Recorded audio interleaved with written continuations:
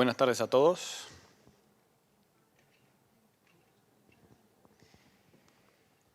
Bueno, primero que nada queremos darle la bienvenida a esta nueva edición de este congreso en este formato que ya casi algunos nos habíamos olvidado un poco, pero es muy buena oportunidad para poder compartir físicamente lo que en algún momento estuvimos compartiendo hace ya bastante tiempo.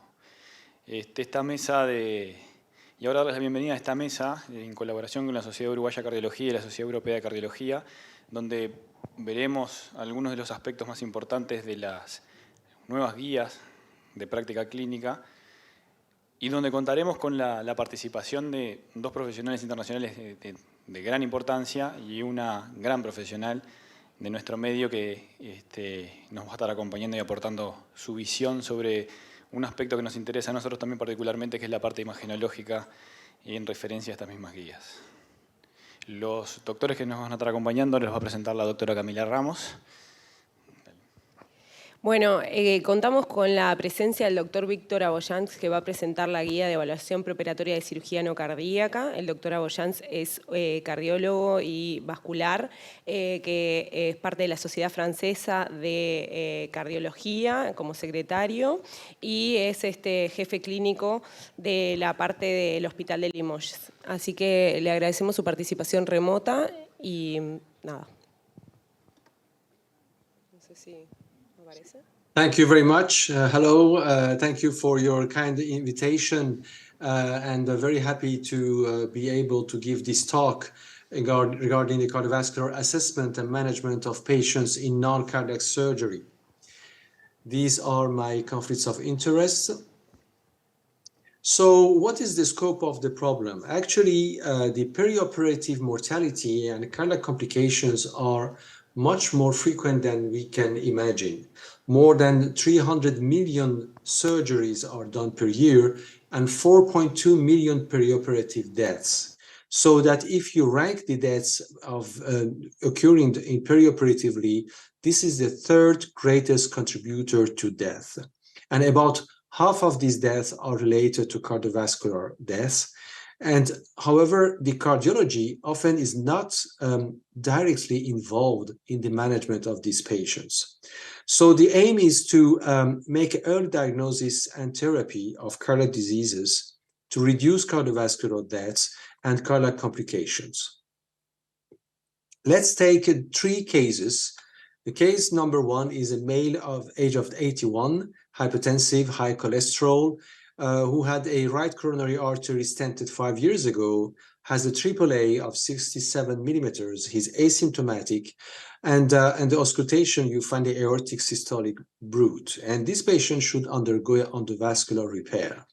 Case number 2, a 53-year-old male, a smoker, who has a critical limb ischemia with bilateral occlusion of iliac arteries and should undergo aorta bifemoral bypass. And the third case would be a 62-year-old female with type 2 diabetes, angina, and had a history of TIA with a right carotid stenosis of more than 80%, so definitely an indication for carotid endarterectomy. How would we manage these patients? So looking at the very recently published ESC guidelines and look at the first step, of course, the management of the patient depends on whether the intervention is urgent or emergent or not. If it is urgent, you should go for a surgery without any cardiac testing possible. But if you don't have an emergent or a time-sensitive non-cardiac surgery, then of course the first step is to have an accurate history and clinical examination, including standard lab tests. And this is a class 1 recommendation. And definitely if the patient is a smoker, you have to advise on smoking cessation and optimize guideline recommended medical therapy.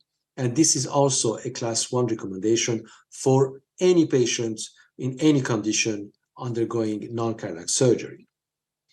Now, if we want to really evaluate the risk of the patient, we have to evaluate the inherent patient-related risk and also the surgery-related risk, and made a combination of both. And as you see, if the patient is a low risk and they have a low risk surgery, globally you have just to make attention, while progressively, if the patient's risk is increasing and you have a high risk surgery, you can have a very high attention, or even in the worst situation, consider to postpone or to avoid the surgery.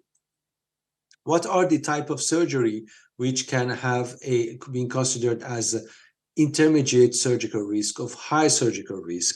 And if we focus on vascular interventions, we can see here that asymptomatic carotid revascularization or symptomatic carotid surgery or endovascular aortic aneurysm or peripheral arterial angioplasty are considered as being intermediate surgical risk of between 1 to 5% of complications. While stenting a symptomatic carotid artery or having an open lower limb revascularization, these are high surgical risk. So we have to bear in mind this situation. So back to our 3 patients, we can say that the very first, because the elective intervention is an intermediate risk intervention for EVAR for the AAA, and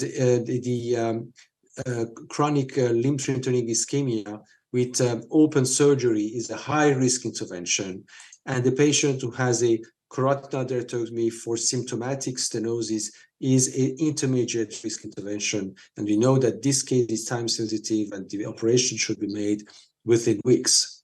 In the past, there were several risk scores. Mostly the one that we know is the Revised Cardiac Risk Index, which is also known as the Lee score.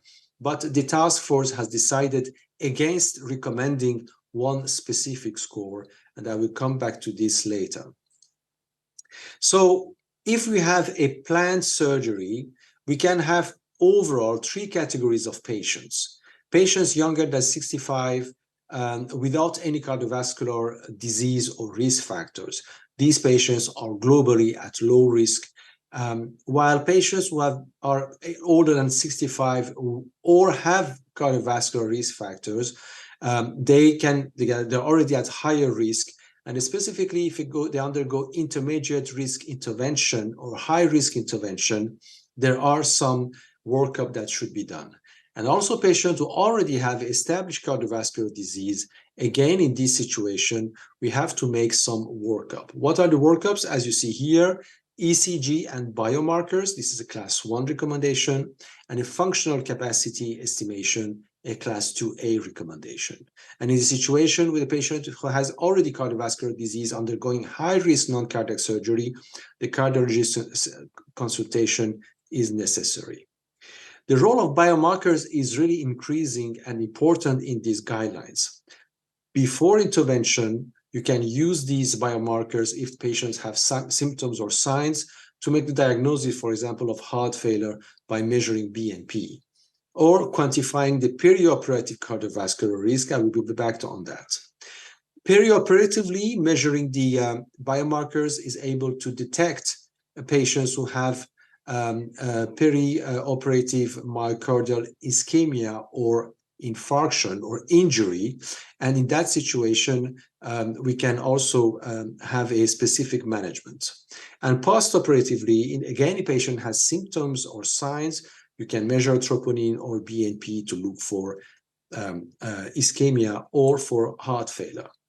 And when we look in the interest of these biomarkers to predict death or cardiovascular events, here you see the measurement of troponin or the measurement of NT-proBNP before intervention and after intervention. You see that these are predicting much better the occurrence of cardiovascular events or death as compared to the irregular score as the Lee risk score. So this is why biomarkers are now preferred to just use of a clinical score to predict cardiovascular events. Importantly, if you have a perioperative myocardial insult or infarction, meaning that you have an increase in troponin levels, within days after surgery, you see that the cumulative mortality is increasing. And whether the patient was symptomatic or not doesn't change. The point is that when you have an injury, you are increasing the prognosis of your patients. So this is why in the revision of the guidelines, we shifted from a 2B recommendation to assess troponins perioperatively to a class 1 recommendation. And also you should measure troponin before intervention at 24 hours and 48 hours after the intervention. For the BNP or NT-proBNP, we have shifted from 2B to 2A recommendation. So here, this is the figure explaining how the measurement of troponin is important. You should measure troponin before intervention, so to have a reference measurement. And then you measure you go to the intervention and measure troponin again at 24 hours and 48 hours. What is very important is not exactly the level of troponin, but the variation of high sensitive cardiac troponin. Because if the variation exceeds the normal threshold that you have in your laboratory, then you can consider that this patient had a perioperative myocardial insult or injury. And in that situation, you should undergo for clinical ECG and echocardiography assessment. So, and on top of this, also, as I mentioned, there was the perioperative assessment of the functional capacity, which is very important, but sometimes difficult in situation of vascular disease, as for example, a patient who has peripheral artery disease who is not able to walk anymore. So the functional capacity is difficult to assess. The Duke Activity Status Index is proposed for a standardized estimation of the activity. So back to our 3 cases, you see that in all these 3 cases, we have to have an ECG before intervention, measure troponin before, and look at the variation after intervention. This is also a class 1 recommendation. And you should also consider to measure BNP or NT-proBNP, and again, look at the variation of this marker after intervention. Now, if we focus on patients who have cardiovascular disease or undergoing intermediate risk or a high risk non-cardiac surgery, we also have the interest of echocardiography, which is interested and is recommended with patients who have poor functional capacity or high NT-proBNP, or have a murmur detected at the clinical estimation. These patients should, it is compulsory, they have a class 1 recommendation for having TTE. TTE can also be considered in patients with suspected new cardiovascular disease or unexplained signs or symptoms before the high-risk non-cardiac surgery. TTE may be considered in patients with poor functional capacity who have abnormal ECG or high NT-proBNP. And in order to avoid delay for surgery, you can propose, rather than a full TTE, what is called a focus exam, meaning that some anesthesiologists are able to have a look on the heart, train for that, so that this could be also a way to not to wait much more for undergoing intervention. Having said all these situations, a routine pre-operative evaluation of left ventricular function is not recommended. So if, for example, we take the situation of a patient of 68-year-old with spinal surgery who has hypertension, the ECG is okay, the troponin level before the intervention is okay, he undergoes under surgery, he remains asymptomatic, but has an increase in the level of troponin at 40 nanograms per liter. So a significant increase of the troponin as compared to the normal value of this laboratory. So in that situation, we should undergo for a full workup, and echocardiography can, for example, this patient has shown a lateral hypokinesia, so meaning that there are some signs in favor of ischemia, and the outpatient patient has later undergone for nuclear imaging showing severe ischemia, and in the end, the coronary angiography revealing a 3-vessel coronary artery disease, and the patient had medical therapy and CABG. This is definitely a situation where if we do not measure troponin after intervention, we would totally miss this situation.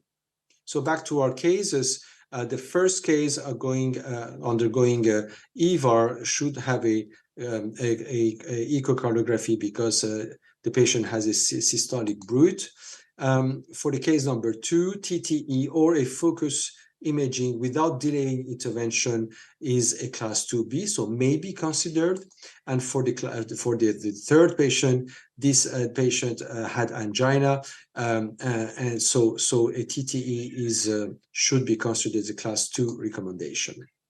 Recommendation for stress imaging. So first, I will start by the last recommendation. Stress imaging is not recommended routinely before any non-cardiac surgery. There are some situations where stress imaging is recommended, specifically in the high-risk intervention in patients with poor functional capacity and high likelihood of coronary artery disease or high clinical risk. Can also be proposed in patients who had prior PCI or CABG, or patients at the intermediate risk of intervention when ischemia is of concern in the patient with poor functional capacity. Regarding the vascular interventions, again, a routine referral for cardiac workup is not recommended, so you should not go for a coronary angiography systematically before any PAD patients undergoing intervention.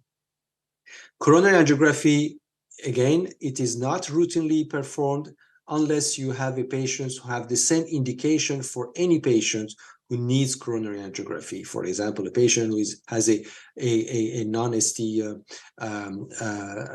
non-STEMI, or a patient who really is a very high probability of having coronary artery disease. So back to our patients, I would say that the first case, stress imaging, may be considered for this 81-year-old patient with a history of stented right coronary artery, while the younger patient who is undergoing bypass without any indication of cardiovascular disease, there is no stress imaging indication. And for the patient who had a carotid artery with angina, yes, coronary angiography is recommended. So regarding pharmacological treatment, you know that previously beta blockers were proposed perioperatively. This is now a class 3 recommendation. You should not initiate beta blockers before a non-cardiac surgery. But if a patient already has beta blockers or statins, then you have to continue the treatment. So you should not stop the beta blockers before intervention. In patients who do not have heart failure, but they have ACE inhibitors or antagonists of angiotensin, you should consider to stop this treatment because of risk of hypotension during the initiation of anesthesia.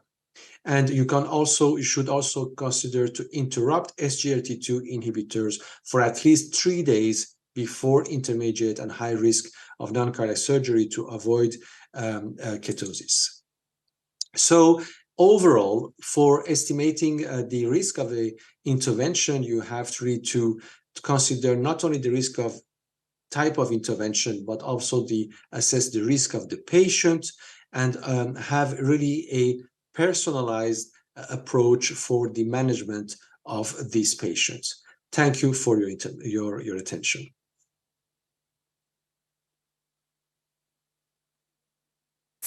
Doctora Boyans, no sé si tenemos un segundo para hacerle una pregunta. ¿Sí? Sure, of course. Happy. Bien. No es inhabitual en nuestra práctica clínica que cuando vemos un paciente en cardiología que viene por un evento secundario, o sea que ya presentó un infarto y menciona que recientemente había sido operado de una cirugía de moderado riesgo, y lo había visto un cardiólogo y estaba todo bien. Entonces la gente tiene como una percepción de que si lo valoraron preoperatoriamente y estaba todo bien, que haya tenido un infarto es algo como excepcional o que por lo menos no lo esperaban. ¿A usted le parece que el papel de las troponinas en la determinación del riesgo viene a suplir como ese rol de que no elimina la indicación de la cirugía o no se pospone la cirugía, pero sí permite estratificar el riesgo posterior para evitar estos eventos?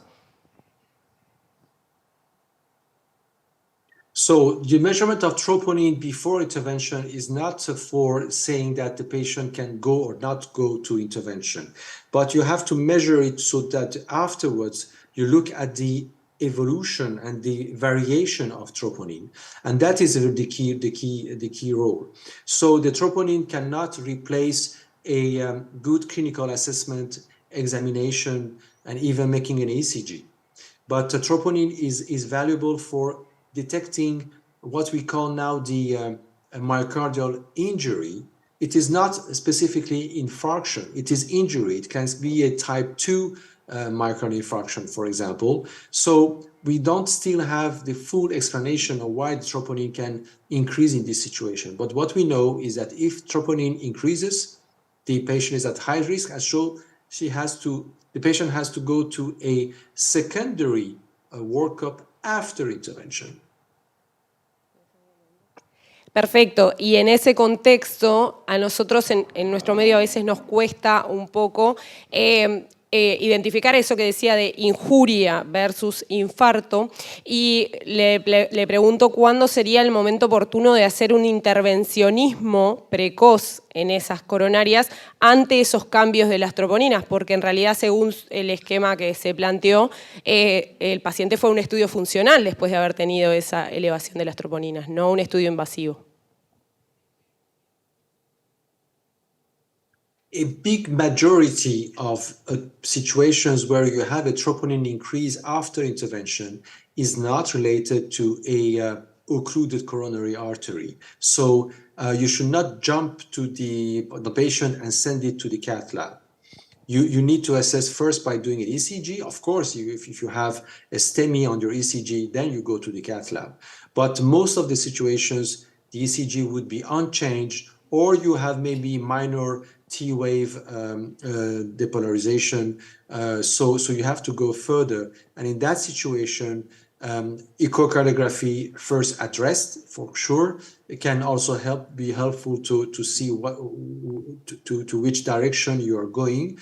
And if the patient is stable, you can just finish the period of hospitalization for the intervention and go for a coronary workup by a stress imaging afterwards.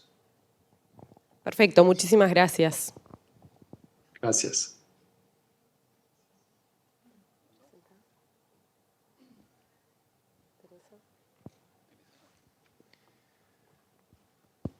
Hola. Bueno, muchas gracias, doctor Víctor Aboyans, por su participación. Una muy clara presentación y muchas gracias a ti por las preguntas. Creo que es algo que pensábamos todos. Ahora compartirá su presentación sobre las últimas guías de cardiooncología la doctora Teresa Fernández. Sí, la doctora Teresa Fernández es especialista en cardiooncología. Ella fue co-coordinadora de la guía de cardiooncología de la Sociedad Europea y trabaja en el Hospital de la Paz de Madrid, y le agradecemos mucho su participación. Hola, ¿qué tal? Buenas tardes a todos. Espero que me oigáis bien. Muchas gracias a la Sociedad Uruguaya por la invitación a participar en este estupendo congreso. Gracias a la Sociedad Europea también por hacerme partícipe de esta invitación. Y a lo largo de los próximos minutos voy a tratar de resumiros los aspectos más importantes de las guías de cardiooncología. Estos son mis conflictos de intereses. La verdad es que nos movemos en un escenario de buenas noticias. Los oncólogos, los hematólogos están haciendo un gran trabajo y eso hace que los pacientes con cáncer vivan más, vivan mejor, pero también que estén expuestos desgraciadamente a complicaciones cardiovasculares. Complicaciones cardiovasculares que aparecen casi en 1 de cada 3 pacientes y que podemos tenerlas en cualquier momento del proceso del cáncer. Algunos pacientes pueden desarrollar toxicidad cardiovascular al inicio del tratamiento, cuando están terminando el tratamiento o incluso años después del tratamiento. Esto nos obliga a replantearnos nuestro modelo de atención a los pacientes con cáncer y además ser conscientes de que nos movemos en un escenario que cada vez es más complejo, puesto que la prevalencia del cáncer está aumentando y por tanto están aumentando las necesidades de tratamiento de los pacientes y además, como las estrategias son cada vez más eficaces, más seguras desde el punto de vista oncohematológico, tratamos pacientes de más edad y pacientes con comorbilidades que antes estaban excluidos de muchos de los tratamientos oncohematológicos. En este escenario se escriben las guías de cardio-oncología con dos objetivos claros. El primero, minimizar las interrupciones de los tratamientos oncohematológicos y el segundo, reducir la toxicidad cardiovascular asociada a estos tratamientos. Y yo creo que este vídeo resume el mensaje fundamental de las guías. Tenemos que ser conscientes de que el riesgo de desarrollar complicaciones cardiovasculares durante o después de los tratamientos es dinámico, depende de muchas condiciones, no solamente del tratamiento. Por supuesto, está influenciado por la duración del tratamiento, la intensidad del tratamiento, pero aquí, en la curva morada, veis cómo los pacientes que tienen enfermedad cardiovascular previa o que tienen factores de riesgo mal controlados tienen mucho más riesgo que la población aparentemente sana. ¿Qué persiguen las estrategias de cardio-oncología? Las estrategias de cardio-oncología nos van a ayudar a estratificar este riesgo basal de los pacientes y, por tanto, a implementar estrategias de prevención. Nos van a ayudar a identificar qué pacientes desarrollan algún tipo de toxicidad cardiovascular durante el tratamiento para también poder poner remedio y, sobre todo, defienden la necesidad de reevaluar el riesgo de los pacientes al final del tratamiento para identificar qué supervivientes de cáncer se van a beneficiar realmente de los programas de larga supervivencia. Y, de hecho, esta es la primera recomendación que aparece en las guías de cardio-oncología. Tenemos que ser capaces de identificar a los pacientes de mayor riesgo para poner nuestro esfuerzo en las estrategias de prevención y monitorización en este subgrupo de pacientes. ¿Qué opciones nos ofrecen las guías para estratificar este riesgo? Bueno, pues teniendo en cuenta que tenemos que considerar no solamente el tratamiento que recibe el paciente, sino el posible tratamiento cardiotóxico que haya recibido por un tumor previo y su situación cardiovascular, junto con la edad y otros factores que conseguimos analizar pues, con los análisis o con la ecografía o con el electro. Se trata de tener una herramienta que permita juntar todos estos factores de riesgo de una vez para poder estratificar de una forma más consistente y más reproducible el riesgo de nuestros pacientes.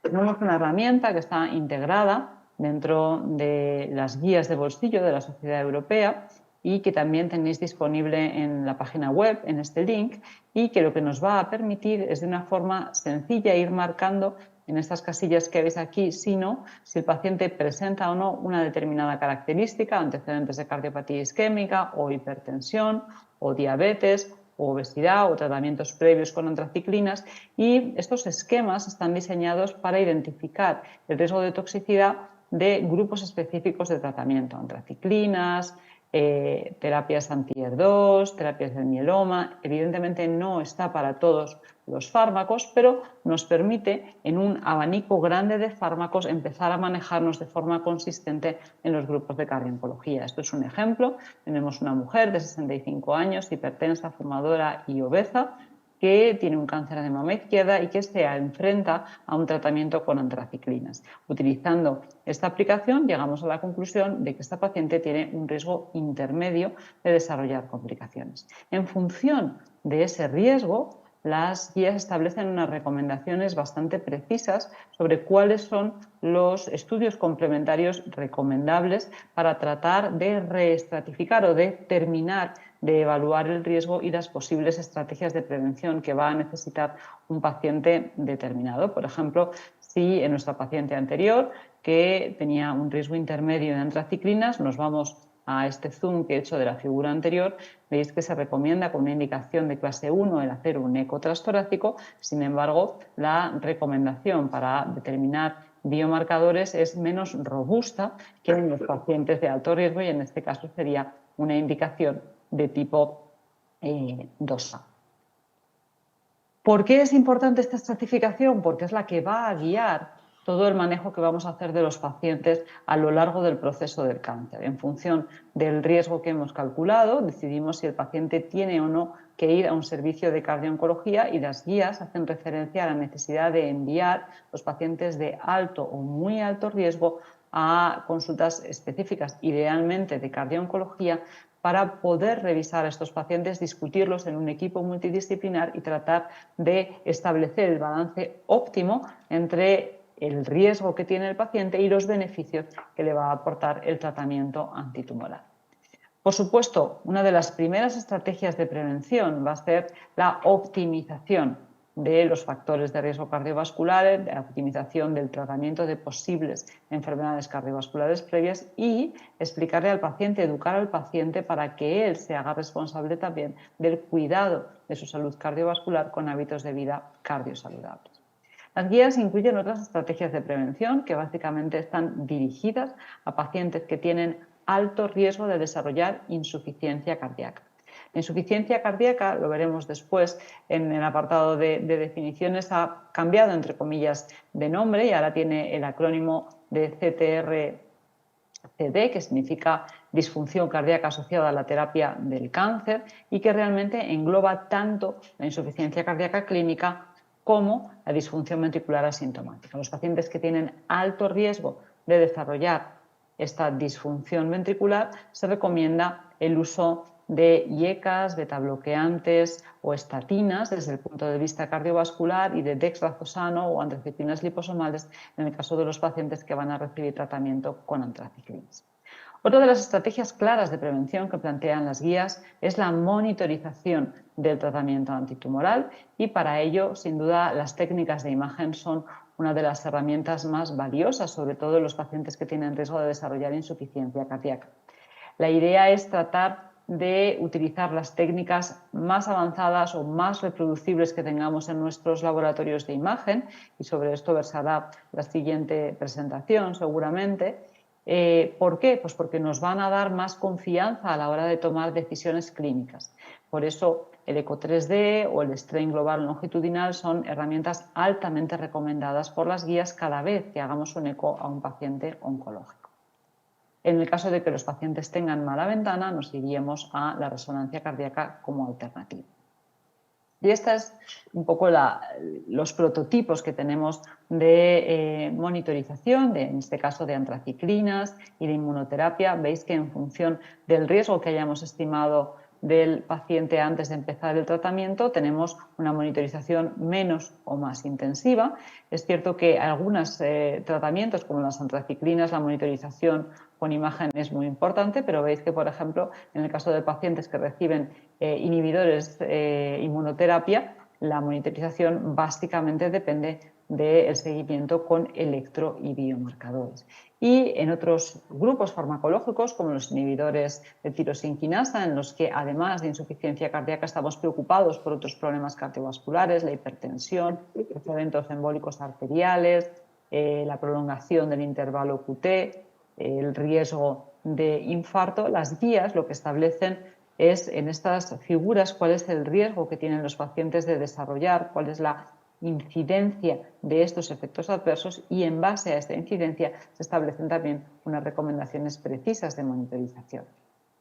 Hay como novedad dentro de las guías una reestratificación de cómo calcular el riesgo de un paciente que va a recibir radioterapia torácica, y los intervalos de riesgo dependen, como sabéis, de la dosis de radiación que reciben el corazón, y por tanto, en vez de utilizar la dosis total de radiación, se recomienda utilizar la dosis media cardíaca como puntos de corte para establecer los diferentes grupos de riesgo entre bajo riesgo, medio riesgo, alto o muy alto riesgo.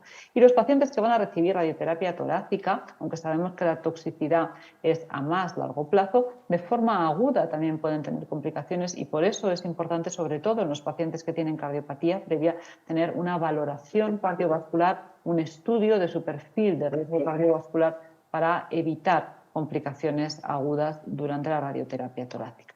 Con respecto al manejo de la toxicidad cardiovascular, las guías solamente hacen referencia a lo que difiere del manejo de los pacientes que no tienen cáncer. Por tanto, no hay una revisión exhaustiva del tratamiento de la insuficiencia cardíaca o de la miocarditis. Y sí que es muy importante considerar estos puntos que tienen en cuenta las guías a la hora de establecer las recomendaciones. Tenemos que saber cuál es la situación oncológica del paciente, cuál es su pronóstico, cuáles son las alternativas de tratamiento en caso de que nos planteemos de interrumpir un tratamiento, cuáles son las preferencias del paciente y respetar siempre el principio de cardiotoxicidad permisiva, que básicamente lo que nos ayuda es a mantener el tratamiento oncológico en el caso de que los pacientes desarrollen toxicidades leves o moderadas que sean fáciles de manejar desde el punto de vista cardiovascular y que no requieran necesariamente la interrupción del tratamiento. La identificación de los efectos adversos de los tratamientos antitumorales requiere una armonización de las definiciones de la toxicidad cardiovascular. Estas son las que están incorporadas en las guías. Como hablábamos antes, la disfunción cardíaca por antitumorales se clasifica en sintomática o asintomática, con puntos muy claros de corte de la fracción de eyección, pero también incorporando el uso de técnicas de deformación y de biomarcadores para ser más sensibles en el diagnóstico de etapas tempranas de esta disfunción ventricular. Y de hecho, gracias a esta clasificación es a lo que tenemos estos esquemas de manejo de las diferentes complicaciones. En este caso, los pacientes con terapias anti-ER2, si desarrollan disfunción cardíaca, en función de si esta disfunción cardíaca es sintomática o asintomática y del grado de severidad de esta disfunción cardíaca, se establecen recomendaciones desde el punto de vista oncológico de mantener o no el tratamiento. Como novedad, los pacientes que desarrollan disfunción ventricular asintomática moderada, una fracción de eyección entre 40 y 49%, se puede continuar el tratamiento con anti-ER2, pero es necesario iniciar tratamiento de insuficiencia cardíaca. Hay muchos esquemas que no tenemos tiempo de revisar, pero que seguro que vais a encontrar una solución a muchos de los problemas que tenéis en vuestra práctica clínica. También hay un apartado dentro de las guías que hace referencia a poblaciones especiales con recomendaciones específicas para el manejo de los pacientes con amiloidosis cardíaca o con mieloma que desarrollan amiloidosis cardíaca, con síndrome carcinoide y también, como novedad, mujeres gestantes que tienen que recibir tratamiento de quimioterapia durante el embarazo. Como comentaba al principio de la presentación, es imprescindible saber qué es lo que ha pasado en el sistema cardiovascular después del tratamiento del cáncer y hay una serie de parámetros que identifican qué pacientes van a tener más riesgo de eventos y, por tanto, qué pacientes vamos a tener que seguir de una forma más cercana en los siguientes años después del tratamiento del cáncer. Básicamente, aquellos que hayan hecho algún tipo de toxicidad cardiovascular moderada o grave o aquellos que hayan recibido dosis altas de antraciclinas o radioterapia torácica o la combinación de ambos tratamientos.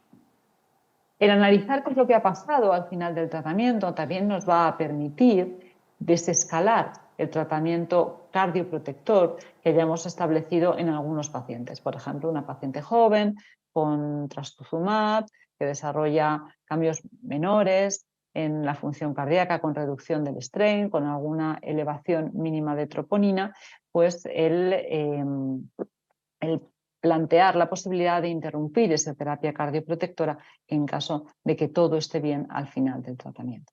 Hay recomendaciones específicas también para el seguimiento de los supervivientes de cáncer a largo plazo, de nuevo en base a esta reestratificación de riesgo que hemos hecho al final del tratamiento. Y estas ya son mis últimas diapositivas. Como veis, todas estas recomendaciones de las guías es imposible seguirles si estamos solos en la consulta. Necesitamos un equipo de cardiooncología que esté conectado y que disponga de una información precisa que le permita tomar decisiones de forma ágil y evitar interrupciones del tratamiento.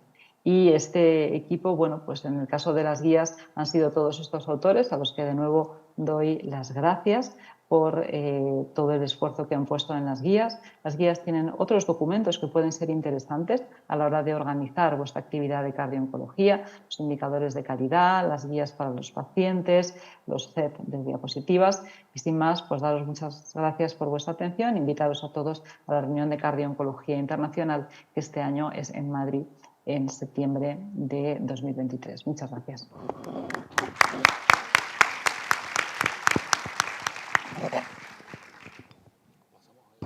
Muchísimas gracias, María Teresa, por la presentación. Vamos a terminar con la presentación de la doctora Daniela Barranco, que nos va a presentar una mirada imagenológica de las nuevas guías de práctica clínica, cómo la imagen cambia el enfoque clínico de nuestros pacientes en la consulta.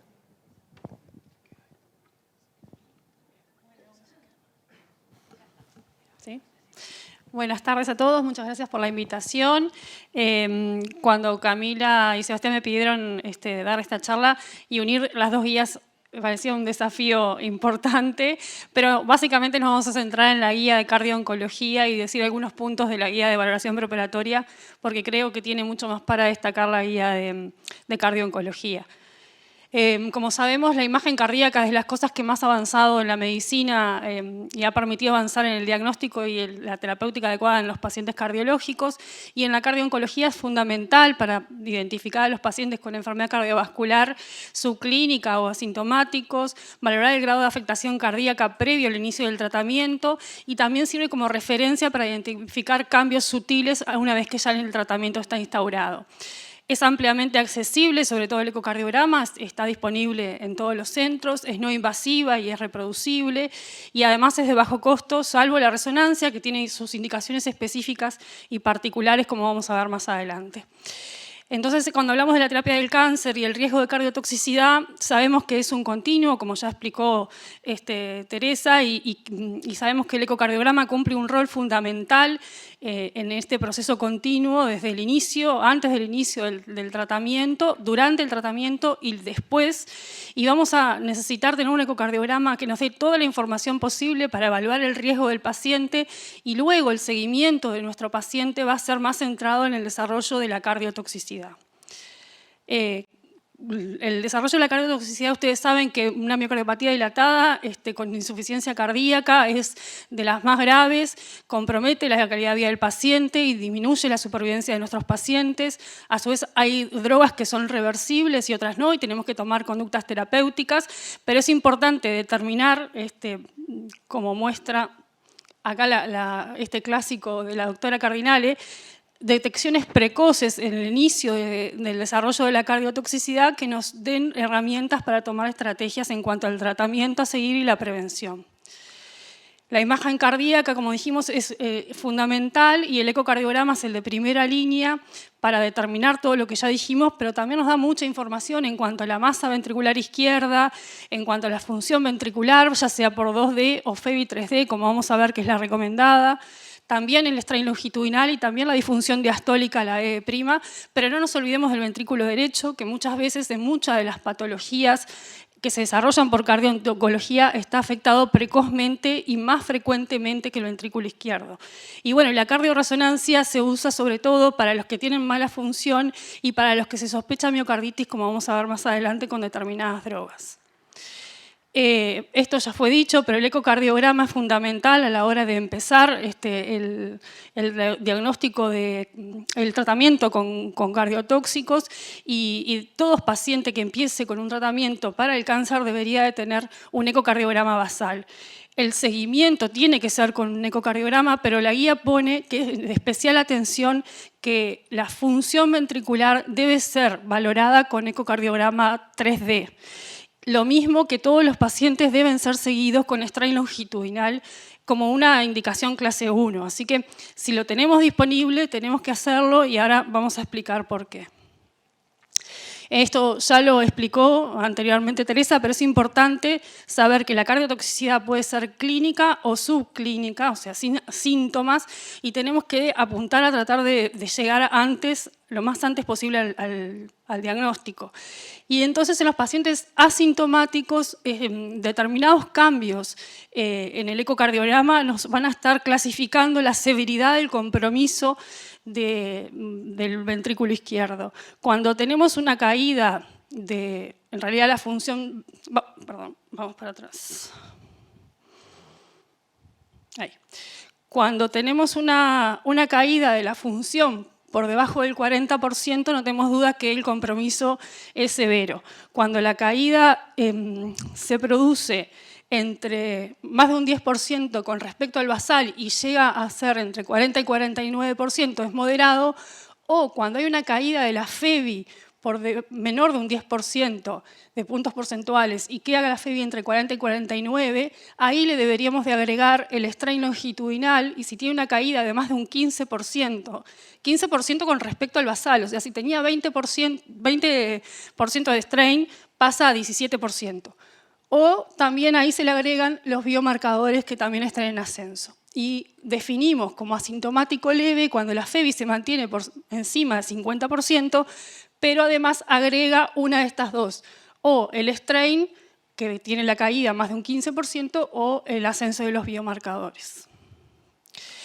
Y bueno, hablando de FEVI 2D y FEVI 3D, en realidad los estudios muestran que la caída y el diagnóstico de cardiotoxicidad es mucho más rápido, la detección con FEVI 3D que versus FEVI 2D, como pueden ver acá, lo mismo que con el strain longitudinal, hay mucho más detección temprana con respecto al 2D. No pasa lo mismo con el strain circunferencial, como vamos a ver más adelante, no está recomendado y no hay evidencia. A su vez, también la factibilidad de la FEVI 3D es entre un 60 y 90% y la mayoría de nuestros centros no tienen FEVI 3D disponible, a diferencia de la FEVI 2D. Lo que sí es importante es no hacer un cálculo a ojo de la FEVI, que sí está validado para otras situaciones.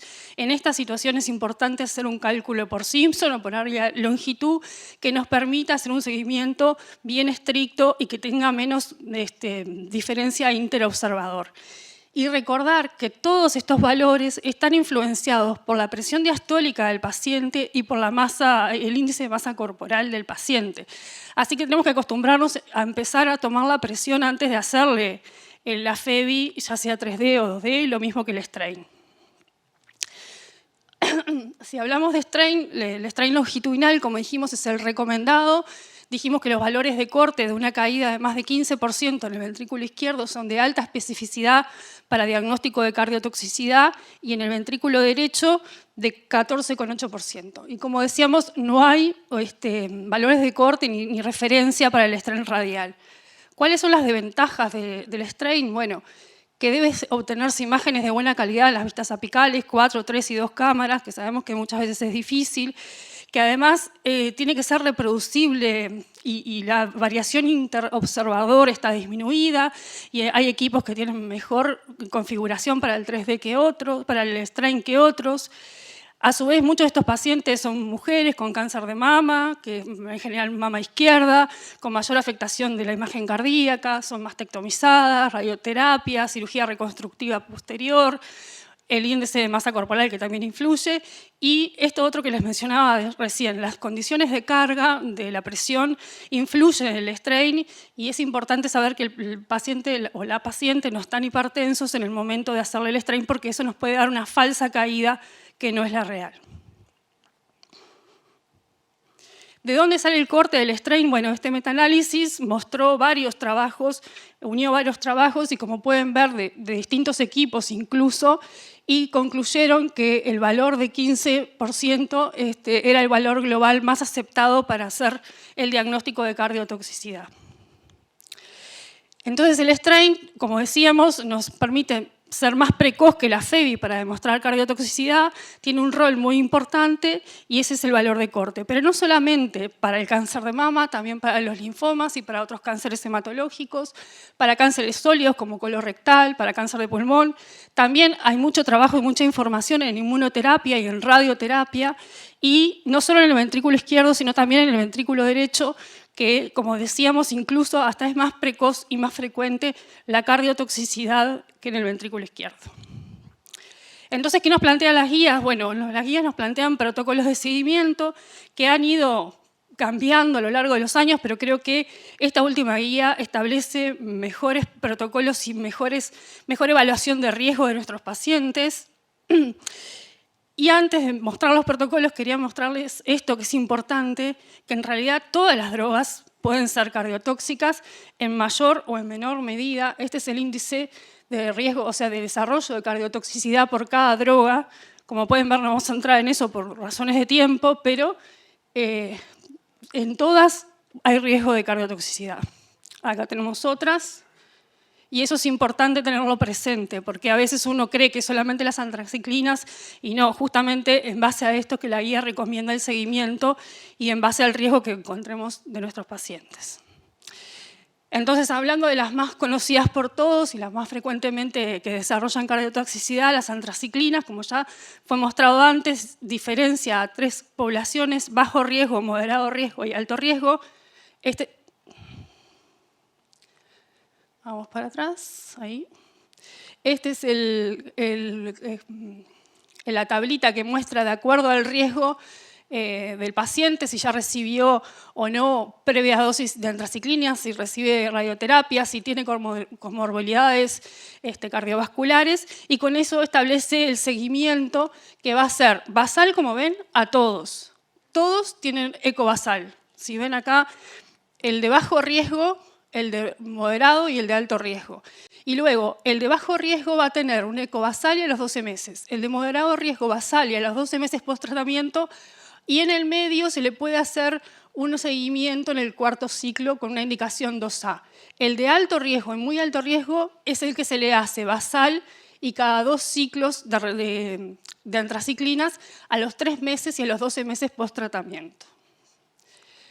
Si hablamos también de cáncer de mama, las anti-HER2, como el trastuzumab, son de bastante frecuente desarrollo para cardiotoxicidad. Y acá tenemos pacientes que son de bajo y moderado riesgo y pacientes de alto y muy alto riesgo. Los de bajo y moderado riesgo le vamos a hacer eco cada 3 meses y a los 12 meses, después finalizado el tratamiento, y a los 12 meses post-tratamiento. A los de alto riesgo la diferencia es que van a ser 3 meses siempre al finalizar del tratamiento, a los 3 meses, y luego 12 meses post-tratamiento. Si hablamos de otras drogas, como los BCR-ABL, tirosinquinasa, de segunda y de tercera generación, porque los de primera generación prácticamente que ya no se deberían usar porque son muy cardiotóxicos, son el dasatinib o el ponatinib. Estos pacientes en realidad hay que hacerles eco basal a todos, y luego al alto riesgo y al muy alto riesgo cada 3 meses hasta el año con indicación 2A, y luego cada 6-12 meses post-tratamiento con indicación 2B. Luego también tenemos los inhibidores Bruton tirosinquinasa, que lo que desarrollan sobre todo es mucha fibrilación auricular, pero por eso tenemos que tener un eco basal al inicio, y si el paciente desarrolla fibrilación auricular hay que hacerle un nuevo eco para ver la caída de la FEBI. Cuando tenemos un paciente como mieloma, que está recibiendo bortezomib, lo mismo que tiene el que está con tratamiento para la amiloidosis cardíaca, que es parte del tratamiento, todos los pacientes deben de tener un eco basal. Los pacientes que son de bajo y moderado riesgo cada 3 meses, si están con esta droga que no es el bortezomib, sino es el carfizomib, que tiene más riesgo de cardiotoxicidad, y lo mismo que los de alto riesgo. Y recordar que la amiloidosis cardíaca AL es fundamental, el ecocardiograma y la cardioresonancia basal, y hay que hacerle seguimiento porque reciben una triple o cuádruple terapia, que tanto el bortezomib como la ciclofosfamida pueden ser cardiotóxicos. Los pacientes que van a ser referidos a trasplante hematopoyético hay que hacerles eco a todos, basal, y a los pacientes de muy alto y alto riesgo a los 3 y 12 meses y a los 12 meses post-trasplante. Y después, 2 palabras de los pacientes que están recibiendo inhibidores de checkpoint o la inmunoterapia, que son pacientes que tienen posibilidad de desarrollo de miocarditis, y si bien el eco no va a ser el que va a determinar realmente si la tiene, es importante valorar los cambios y valorar el strain, ya sea basal como en los pacientes de alto riesgo, y luego ante la sospecha de miocarditis hacer un ecocardiograma con strain, y la cardioresonancia, que va a ser fundamental, como vamos a ver más adelante. ¿Qué pasa con los pacientes sobrevivientes de cáncer? Bueno, de acuerdo al riesgo, como mostraba hoy más anteriormente Teresa, de acuerdo al riesgo de la terapia recibida y del tipo de paciente y si desarrolló o no cardiotoxicidad, todos los pacientes tienen que tener un seguimiento, algunos cada 5 años y otros, si desarrollaron cardiotoxicidad o son pacientes de alto riesgo, cada 1, 3 y 5 años. La resonancia en cardiotoxicidad tiene su valor, porque permite, cuando no tenemos buena ventana, valorar mejor la FEBI, valorar los volúmenes ventriculares, detecta también mínimos cambios en la FEBI con un intervalo de confianza de 95%, valora mejor el ventrículo derecho y calcula la masa. pero es fundamental en la miocardiopatía inflamatoria cuando hay miocarditis por inhibidores checkpoint, como decíamos, porque detecta edema miocárdico y fibrosis. En la amiloidosis, no solo recordar que es fundamental el gadolinios para el diagnóstico, sino también cuando hay dificultad para anular el miocardio. Y en pacientes que tienen insuficiencia renal, recuerden que podemos usar los mapping, que son altamente específicos y diagnósticos si están aumentados el tiempo de mapping. Y en la fibrosis, que puede ser mediada por antraciclina, con el gadolinio también podemos llegar al diagnóstico y el grado de afectación. Entonces, en suma, la cardiotoxicidad es fundamental, tener una imagen, un seguimiento, juega un rol fundamental en el diagnóstico, en la evaluación de riesgo inicial, basal, para detectar pacientes de mayor riesgo, y también en el seguimiento, el uso prioritario de herramientas, si las tenemos disponibles, de FEVI 3D y strain longitudinal, considerar la variabilidad interobservador y dispositivos, recuerden hacer cálculos reproducibles de FEVI, y que los protocolos están establecidos y deberíamos de seguirlos. Ahora tenemos protocolos más certeros de seguimiento, y la cardioresonancia estaría dirigida para cuando hay mala imagen ecocardiográfica, sospechas de miocarditis o de fibrosis. Y 3 palabras sobre la imagen en la evaluación preoperatoria de acuerdo a la guía. Esto ya fue mostrado. Los pacientes que se benefician de hacerse un ecocardiograma antes de la cirugía, sobre todo son los que son de alto riesgo, van a una cirugía de alto riesgo y tienen pobre capacidad funcional y o un cambio LNT-proBNP, y no debería hacerse de rutina a todos los pacientes que van a una evaluación preoperatoria. Porque esto se ha visto que incluso los de alto riesgo, hacer un ecocardiograma no modifica el MACE, aporta, como dijimos, en los pobres tolerantes al ejercicio, electronormal, sospecha de enfermedad cardiovascular de novo con o sin seguimiento y factores coexistentes. Y hay hallazgos que sí nos pueden cambiar conducta, como la disfunción ventricular, la valvulopatía severa o la sospecha de cardiomiopatía. Y la guía menciona en el texto, no es una recomendación, esto que cada vez es más frecuente, el monitoreo ecocardiográfico durante cirugías no cardíacas, que puede ser una opción para pacientes de alto riesgo, en procedimientos de alto riesgo, para el monitoreo hemodinámico, mejor manejo de volemia, uso de inotrópicos, prevención de complicaciones, y requiere un anestesista entrenado. Esto no estaría hecho para cardiólogos, sino para el anestesista que va a hacer la cirugía y apoyar la cirugía. Y bueno, nada más. Muchas gracias.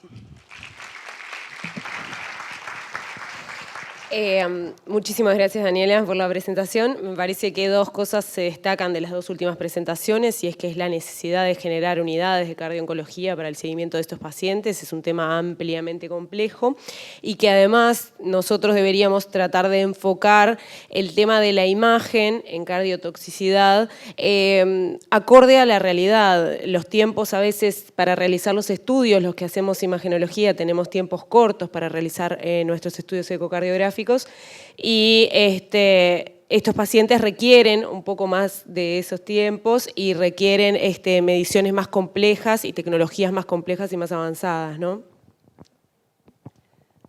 Sí, Camila, yo creo que estos pacientes uno ya sabe, cuando le tiene que hacer el seguimiento, va a llevar un eco basal con todo, y luego el seguimiento con el strain y la FEVI. Y lo mejor es, primero tenemos que conectarlos siempre a electrodos para hacer cálculos que sean fidedignos, tenemos que tener un tiempo suficiente para sacar una buena imagen, hacer un buen cálculo de FEVI. Si no tenemos disponible el 3D, el 2D, muchas veces no tienen buena definición endocárdica y cuesta un poco más, pero tenemos que hacer el esfuerzo, y fundamental sacar buenas imágenes para hacer un strain confiable y reproducible. Y esto que hablaba de la toma de presión creo que es sumamente importante, porque repasando un poco esto, vimos en varios casos que mostraban cómo variaba la disminución del strain de acuerdo a la presión arterial, y sobre todo de acuerdo a la presión arterial diastólica. Si el paciente está con la presión arterial diastólica elevada, capaz que podemos estar falseando una caída del strain que no la tiene, y en esto que son cambios tan sutiles que pueden determinar conductas importantes como la suspensión o la separación de las dosis del tratamiento oncológico, creo que es importante tenerlo en cuenta. Sí, también una cosa muy importante que se dijo ahí, que se afirma en las guías, es que hay que abandonar un poco la determinación, es algo de lo que decías tú, la determinación a ojo, como decimos nosotros, de la función sistólica, más cuando no tenemos el strain disponible en todos los lugares. Entonces hay que apostar un poco más a hacer un eco con más tranquilidad, con más tiempo. Lleva tiempo, pero también hay que, capaz que empezar a hacer estos pacientes en un ambiente en donde uno sepa que va a ser paciente de cardiooncología, porque ya sabes que va a ser una policlínica más compleja, más larga, que vas a tener en algunos pacientes una buena ventana como para hacer un buen strain y en otros vas a tener que centrarte nada más en la función sistólica y eso también te lleva mucho tiempo.